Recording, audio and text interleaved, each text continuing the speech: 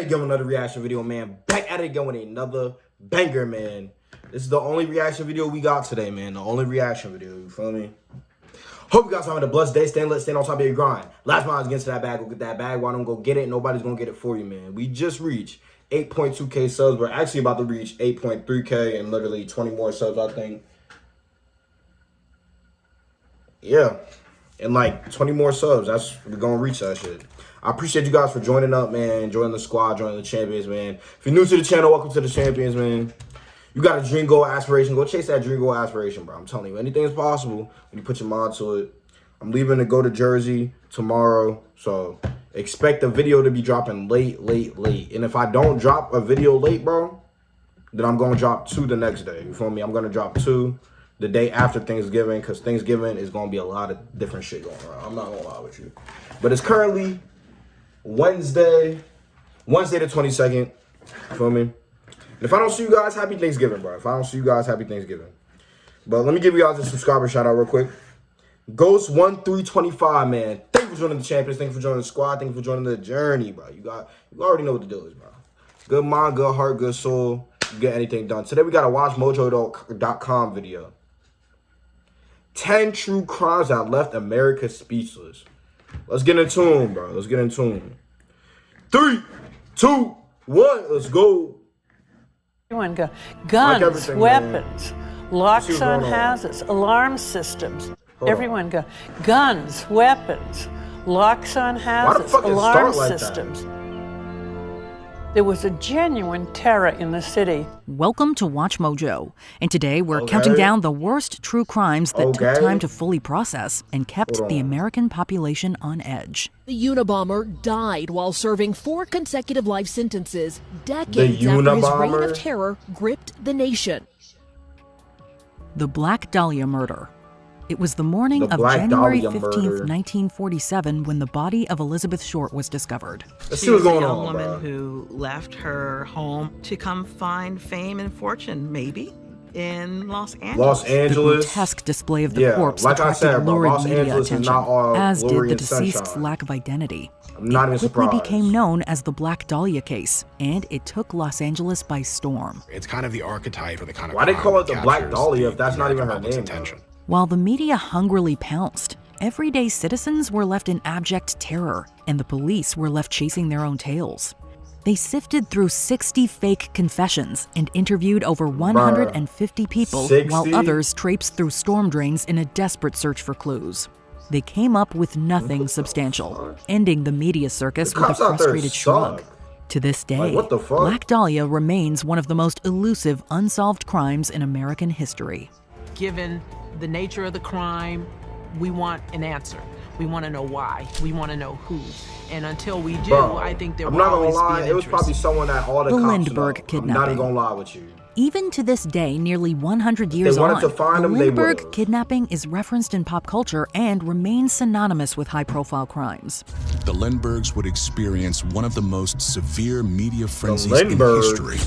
A story that would capture the attention of a nation and haunt the couple for the rest of their lives. The case itself occurred back in 1932, when young Charles Lindbergh Jr. was kidnapped from his home and killed.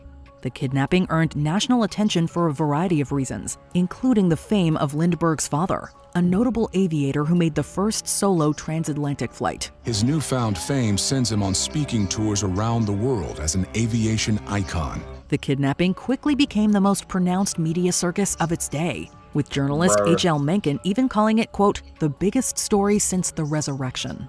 It ended with the conviction and execution of a man named Bruno Hauptmann, but many people continued to question his guilt. Ain't that a shame? Bruno Hauptmann. He ain't helped shit. Like, what the fuck? 1935, Bruno Richard Hauptmann was convicted of 1 count of murder in the 1st degree. The following year, he was executed. Isn't he an actor? The death of JonBenet Ramsey. When it comes to unsolved crimes, it doesn't get much more notorious than JonBenet Ramsey. I think I actually watched You see this product right here? This product is paying me over $10,000 every single month. Mr. and Mrs. Ramsey, I deadass think that I watched this shit. We'll find you. We will find you. I did watch this. She did beauty pageants for the rest of my life. a child beauty queen. And they found her Ramsey was discovered by her father on the basement. afternoon of December 26, 1996. The day after it was Christmas. evident that Ramsey had died from foul play. The sensational crime quickly attracted media attention and left America completely speechless. Yeah, a story crazy. that is gripping the nation. It is the investigation of the murder of little JonBenet Ramsey. Various aspects of the case contributed to its macabre allure, including the age of Ramsey, her career as a child beauty queen, the curious behavior of her family, and a bizarre ransom note that was thought to have been written by Ramsey's mother. A ransom note is not that long. A ransom What note the says, fuck? I have your child, I want $1 million. Ran by I'll her call you mother. later. This is 2.5 pages Why would she long. just kill? Why would Whoever she just does kill that. her? Others focused on the police Mother, investigation, arguing that it was incompetently bungled. The Boston Strangler. Between June 1962 and Boston January Strangler. Yeah, this is 1964, crazy. the greater Boston area was besieged by a wave of violence that left 13 women dead. A crime wave that caused citywide terror. 13 women would dead. not What let the the postman fuck? or the milkman come to the door. Unfortunately, the case is still littered with frustrating question marks. The killings were attributed to a person known This as the guy Boston gotta go, Strangler. bro. I ain't gonna lie And with while you. the public and media believed that the Strangler was solely responsible, the police were not so sure. The bizarre sequence of murders had everyone baffled. The public was seemingly vindicated when a man named Albert DeSalvo confessed to the crimes, and his DNA was found at one of the scenes. A DNA match was made for the first time, confirming Albert DeSalvo How as long Sullivan's ago killer was this? with 99.9% certainty. However, many experts 50 believe years that later. DeSalvo did not act Like, alone, really, bro? as there have been numerous inconsistencies in his detailed confessions. The Unabomber. Real name Theodore Kaczynski, the Unabomber was so named after his FBI identifier Unabomb, which stood for University and Airline Bomber. He was the most wanted man in America. Unabomber. Cold-blooded bomber who Like, killed really, bro? many. He eluded the FBI for 18 years, a ghost targeting universities and airlines. Thus the name, the Unabomber. Between 1978 and 1995, So we're just gonna give him a name now, just cause he blew up airlines and universities, really, bro? Like, stop glorifying Kaczynski this sent shit. You're various letter wild. bombs through the federal mail system, killing 3 and injuring a further 23. Local, state, and federal investigators continue to work around the clock, collecting evidence from the blast. The early morning explosion severely injured Yale University computer scientist David Glerntner. The case quickly became one of the most He's notorious wild. in American history, bro, and it left the really? country in the throes of paranoia. The FBI spent extraordinary manpower in their effort to find the Unabomber, and it became the longest and most expensive manhunt in the Bureau's history. He was finally captured in 1996, but not before they did capturing say more 18 media years. attention by publishing a manifesto in the Washington Post. Washington old as Post fuck. published the 35,000-word manifesto. The Oklahoma City bombing. Great tragedy often results in great humanity. On April 19, Oklahoma City 1995, bombing. anti-government extremists Timothy McVeigh and Terry Nichols bombed the Alfred P. Murrah Federal Building in Oklahoma City. Each year, survivors and families come together to remember those lost and commit to making sure America knows that terror can be homegrown. The blast came from a truck bomb and killed 168 people, while injuring 680. It remains the deadliest act of 1995. domestic terrorism in American history. The crime gripped the nation and led to an outpouring of relief efforts. The Oklahoma City bombing stands as the deadliest domestic terror attack in U.S. history. 168 lives lost. Over 12,000 people helped 168, sift bro. through the rubble. 9,000 That's units of fucked blood up. were donated, and a flurry of Hella. items were sent to Oklahoma, requiring the construction of drop-off centers. Rescue workers worked their way through the wreckage of the Murrah Federal Building, looking for survivors among the close to 200 people believed to be still in that rubble. One graphic photo in particular left the country speechless, and it would win the Pulitzer Prize for spot news photography. The Zodiac killings. There are few murder sprees as notorious Zodiac as killings. the Zodiacs. The still unknown Zodiac killer terrorized Northern California throughout the late Still 60s, unknown. killing at least You hear 5 this? while taunting the police and media with cryptic letters. On July 31st, 3 Bay Area newspapers received 3 virtually identical handwritten letters from someone who claims to be the killer. He demands... How is this nigga still unknown? It don't make no type of sense to me.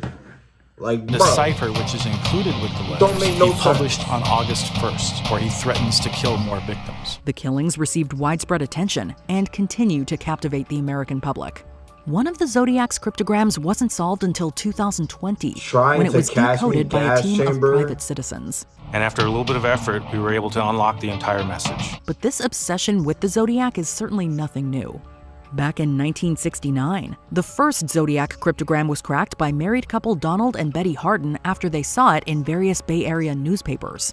They believed that the cipher would contain the word kill, so they looked for pairings of certain symbols that could represent two-letter L's, and they were successful. The message read, "I like killing people because it's so much fun." But while this collective public obsession has helped solve some cryptic writings, it has not helped in identifying the Zodiac himself. The Manson family murders. At the same time that the Zodiac was terrorizing Northern California, the Manson family was terrorizing Los Angeles. Charles Manson and his so-called family would become the most infamous killers of the 20th century. Throughout the summer of 1969, the dangerous cult killed 9 people. But the most famous of all, and the one that continues to captivate the American public, were the Tate LaBianca murders of August 9th and 10th. Nobody knew who did it. Attention bargain hunters. Don't miss out. Here's a free backpack. Take it. It's yours. Nobody had a clue. This is crazy. And Hollywood just went nuts. People were buying guard dogs and they were buying guns. Oh, LA panicked. The killings caused enormous ripples to reverberate throughout the American consciousness, with some arguing that it gave rise to the Satanic Panic and killed 60s counterculture. I mean, it's nightmarish. It's nightmarish. These murders were so unbelievably shocking that they not only left America speechless, they sent it down a very disturbed road that was mirrored in the dark pop culture of the 70s. Helter Skelter. O.J. Simpson. O.J. Simpson's trial for the murder of his ex-wife, Nicole Brown Simpson, and her friend Ronald Goldman was one of the biggest crime stories of the modern era. This was the perfect soap opera.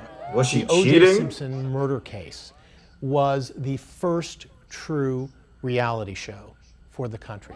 What drew people to the story wasn't the lurid details of the crime, but the celebrity of Simpson. He had been an incredibly popular football player, starring in iconic commercials and breaking records as a running back. In 1973, playing a 14-game season, Simpson sprinted for a staggering 2,003 yards. It gave the case notoriety from the outset, with 95 million people watching the infamous Bronco chase on television. The following months saw an unprecedented media circus, with virtually 24/7 coverage in print, radio, and television. There was a forum. Is O.J. Simpson dead? Like, someone let me know in the comments, bro. I really don't know. Of satellite. I really don't know. Satellite dishes, people working in trailers, all built so that this trial could go out to the world. One producer at NBC called it, quote, the biggest story they had ever seen. And for good reason. This thing was quite literally everywhere. Before we continue, be sure to subscribe to our channel and ring the bell to the assassination of John F. Kennedy. Of course, there's one story that eclipses that of O.J. Simpson, and that is the assassination of John F. Kennedy. He's broken away from his plan and gone right up to the fence to shake hands with people. This is great for the people and makes the eggshells even thinner for the Secret Service, whose job it is to guard the man. But the reaction to the president's death was understandably swift. A quarter of a million people passed through the Capitol to see Kennedy lying in state.